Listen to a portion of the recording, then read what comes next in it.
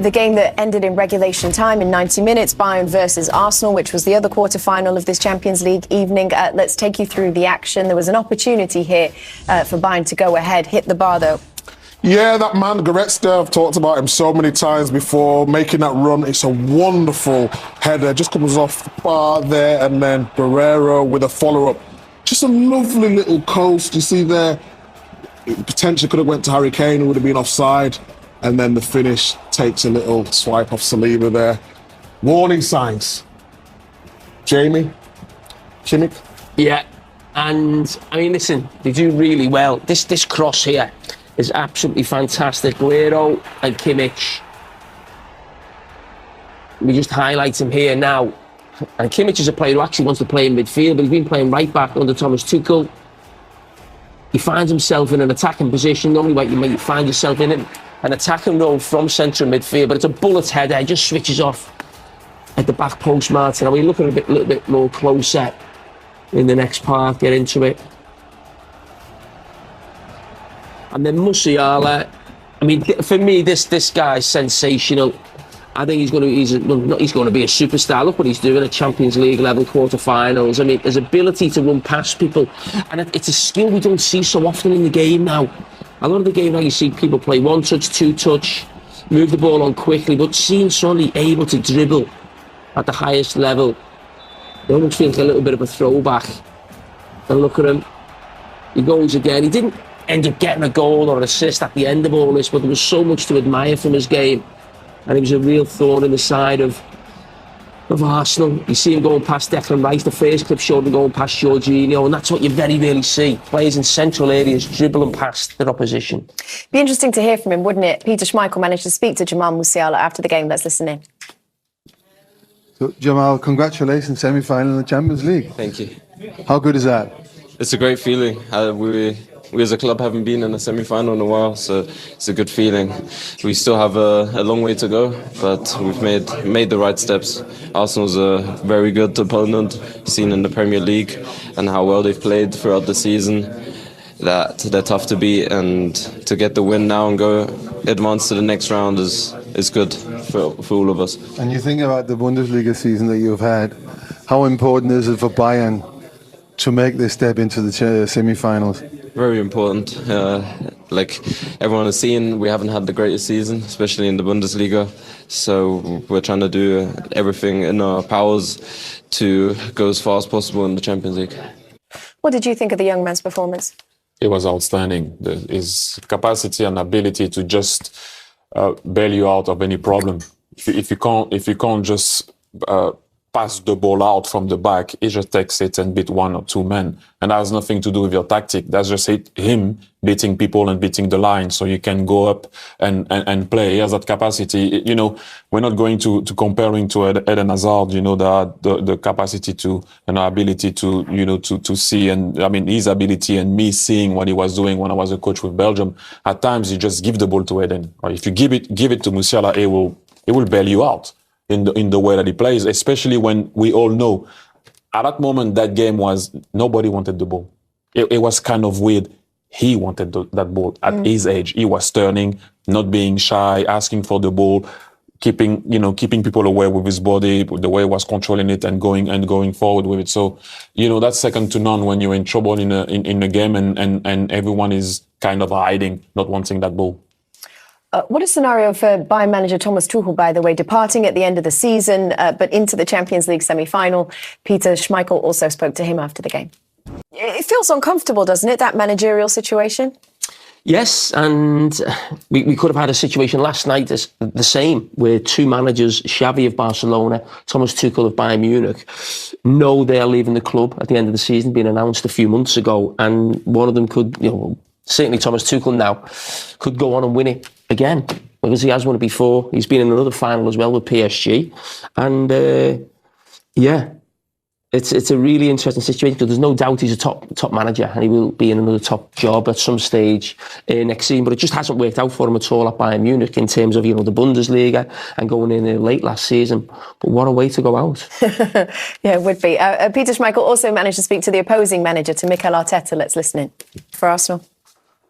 Well, putting the ball in the back of the net, but today there wasn't a lot of chances to do that. I do think that the two goals at home were soft to concede, and we all know if you do those mistakes in a Champions League, you're gonna pay the price.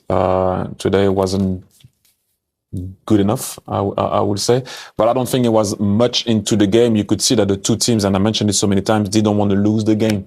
Like they were not really going for it.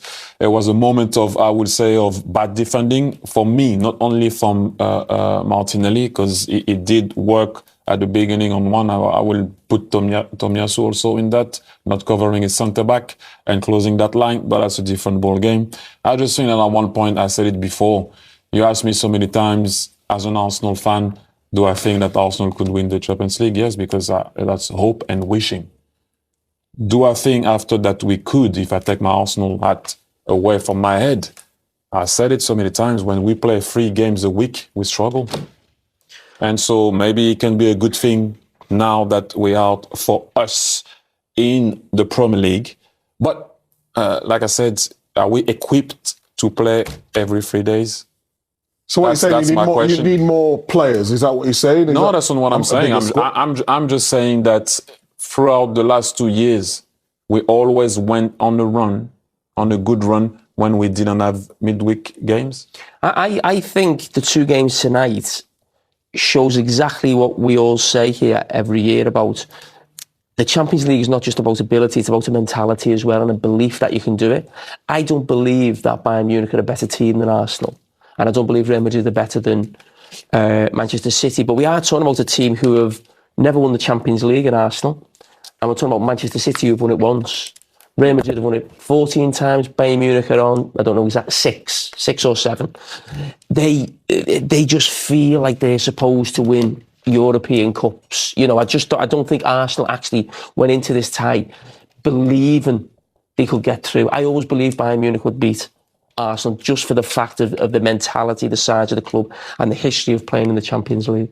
All right, we got another. Mikel, I imagine a very disappointed dressing room, but for you, disappointment, pride in your side? Well, at the moment, it's a really gutted dressing room, very disappointed. I cannot find the right words to leave them. I wish I had. We have to go through it. We tried against a team that has a lot of experience, and yeah, through the tie, I think the margins have been very small. The moments that we've been better, we give them 2 goals in a tie. That's a big advantage to give away. And today you could see that it was a margin of error, 0. We made a mistake defending the box, big one, and we conceded the goal. And then it was difficult. We tried in many different ways, but it's difficult, and it's the moment to stay next to the players, give them support and stick to them, because they are the ones that have taken us in this journey. Yeah, you made the substitutions, you threw everything at it at the end. Did it just miss that magic moment that sometimes a game like this needs? It has to be, or a mistake of them, or a magic moment. Normally is what unlocks this tie, and the first one, we didn't manage to win it at the end, and we could have done. I think we were better than them, and today we have a lot of moments of dominance, but that spark around the box is what you need in these ties to victory. The progression that this side is on, though, this is the first season back in the Champions League. When the dust has settled, can you turn this around and use it as the beginning, not the end of the Champions League? Well, that's for sure. Obviously, the club has been without playing Champions League for 7 years, and you wanted to play in the first year, and you want to be in the semi-finals or the final. Now, we all wanted that so badly, but you can see in many other clubs that it takes them sometimes 6-7 years to get to that stage. But we were very close. That's the reality. You're also very close to the Premier League still. So now how do you make sure that those heads don't drop and you finish the season as strongly as you can? Because what we have to play is beautiful. 6 games to go. We are 2 points behind City, and a very difficult schedule for everybody. And we have to go through the pain tonight, and tomorrow get up and come with the same attitude that we came here, and hopefully beat Wolves. Thanks, Mikel. Thanks for talking to us. Harry, just how big of a win was that tonight? Your smile says it all. Yeah, unbelievable win. You know, it's been a tough season for us. We've had to fight and really grind at times, and today was that. You know, we knew it was going to be a tough game. We knew at home we could make the difference with our fans there, and yeah, it was what we expected. A tough game, a tight game. Great goal from Josh to make the difference for us, and then it was about defending and keeping that clean sheet. So to reach the semi-final is a great achievement for us, and we can enjoy this one. Well, it was tight in the first half, but in the second half, what was said at half-time? Did it feel like the game was there for the taking? You just had to go out and grab it? I think so. I think always in these type of games, maybe the first half is a little bit cagey. Both teams don't really want to concede early. So we said at half-time just to up the tempo, up the pressing, be better with the ball. And that's what we've done. We created a lot more chances. We had a couple off the post. Even towards the end there, we probably could have finished it off and made it a bit easier on ourselves. But overall, these games are tough and you just have to find a way to get through them. You seem to have been a completely different team when it comes to the Champions League compared to the league. Why do you think that is? Yeah, it's hard to say. I said before, it's something that we have to improve on. I think the expectation here is obviously to try and win the Champions League. We won the league for, I think it was 11 seasons in a row. So maybe there was just a little bit of tempo that we was missing in the Bundesliga compared to the Champions League. But that can't happen, obviously, next season when we start the season again. So for us now, we have to, just enjoy this, enjoy the Champions League. It's going to be a tough game in the semi-final, whoever we play against. So we just have to recover, try and get ready for Saturday, and then look forward to that one. Yeah, they're still playing. Do you want to hop this interview and go and see if you can catch the end? Absolutely. Thanks so much, Harry. So for Martin Keown, I mean, look, it's so near, yet so far. How will those players be feeling now? Well, hugely disappointed, and it comes down to fine margins, decision-making on the pitch. Only one goal between the two teams. But I just feel that Arsenal never really gave a proper account of themselves. And it's just when it matters most, we don't seem to be able to deliver. So it's one of those, you have to suck it up. All the players are hurting, but you have to use that almost as oxygen for the remainder of the season. You have to get up again. It's a huge disappointment for the fans, supporters. Just feel that, you just want the players to perform to their maximum. Tonight just didn't happen for them. It's a learning curve, though, isn't it, for this Arsenal side? This is a team under Mikel Arteta that has improved year on year. This is all part of the journey, isn't it, surely? Yeah, I think you nailed it. They're an incredibly young team. And I think that they're only going one direction, and that's up. And I think they're probably, they're close to competing for big things, for the Premier League and for the Champions League. But I think they need a little bit more experience in the side. Just some experienced players in those moments, like today, and like in London when they played against Bayern, and even the Villa game. Another example that the second goal that they concede. If you don't concede the second, maybe you can make it 1-1, and that's an amazing point. So I think this Arsenal team's in a brilliant position. There's no shame in losing to Bayern Munich, but of course they need.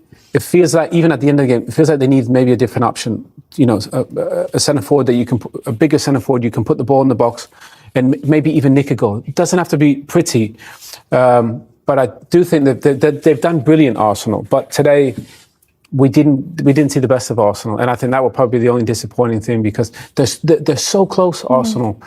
But they need to make that final step. It's hard. We've seen it, PSG. We've seen it's really hard in the Champions League, but they're getting close. And I just think they need to do something in the summer just to add to that.